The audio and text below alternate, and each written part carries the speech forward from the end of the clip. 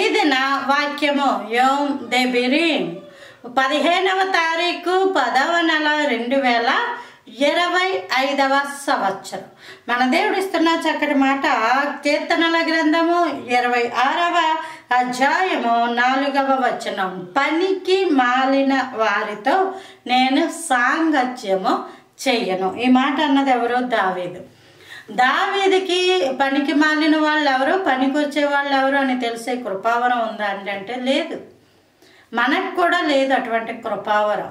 పని ఎవరన్నా చూస్తే ఇతను పనికి వచ్చేవాడు, ఇతడు పనికి రాడు అని ఏమన్నా తెలుస్తుందా? తెలీదు. ఇదేమో ఆధార్ కార్డుల్లో ఒక మెడలో వేసుకుని తిరిగేటటువంటి పని కూడా కాదు. మరేంటి దావీదు ఎలా చెప్పాడు ఏంటి అంటే, దావీదు దేవునిని అనుసరించే గొప్ప వ్యక్తి, హృదయానుసారుడు. దావీదు ప్రార్థించే వ్యక్తి.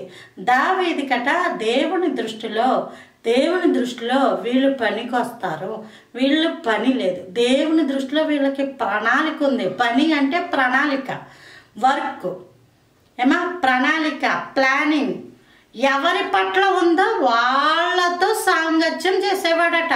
అంటే దేవుడు ఇతన్ని లేపుతాడు, దేవుడు ఇతన్ని బాగు చేస్తాడు, దేవుడు ఇతనితో ఉన్నాడు అన్న వాళ్ళతో దావీదు సాంగత్యం అంటే స్నేహము, సంభాషణ, మంచి సహవాసము కలిగి ఉండేవాడు.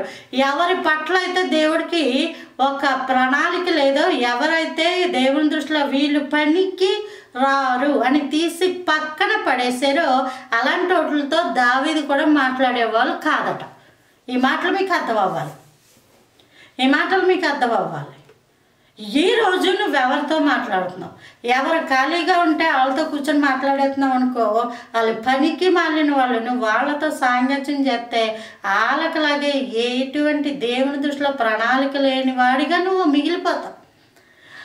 దేవుడికి ప్రతి వ్యక్తి పట్ల ప్రణాళిక ఉంటుంది. అయితే ఆ ప్రణాళికను గుర్తెరిగి దాని ఆనవాళ్ళు తెలుసుకొని మాదిరి అడుగులు పట్టుకొని సహవాసుల గుంపులో ఉంటూ దాని గురించిన ఆలోచన కలిగి ఉండి ప్రయాస కలిగి ఉండి దాని గురించి వెంటాడి పోరాడి ముందుకు సాగిపోవాలి. ఎప్పుడు కూడా ప్రణాళికలు వచ్చి మన ముందుండి ఖాళీగా ఉండవు. దేవుడు పనిచేసే వాళ్ళనే సేవకు పిలుస్తాడు. ఖాళీగా ఉండిపోయిన వాళ్ళని దేవుడు పిలవడు. ఈ విషయం గుర్తుపెట్టుకోవాలి. కాబట్టి దేవుని గురించి ఎవరైతే నేనేమన్నా చెయ్యాలి అనుకుంటారో వాళ్ళే దేవునికి పనికి వస్తారు.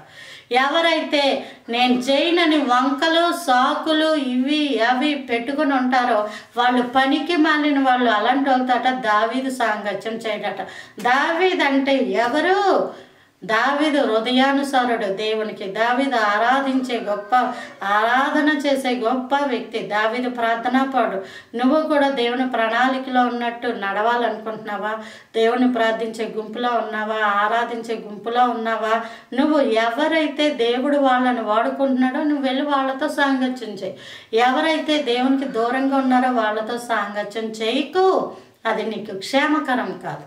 Praise the Lord. ఆమేన్.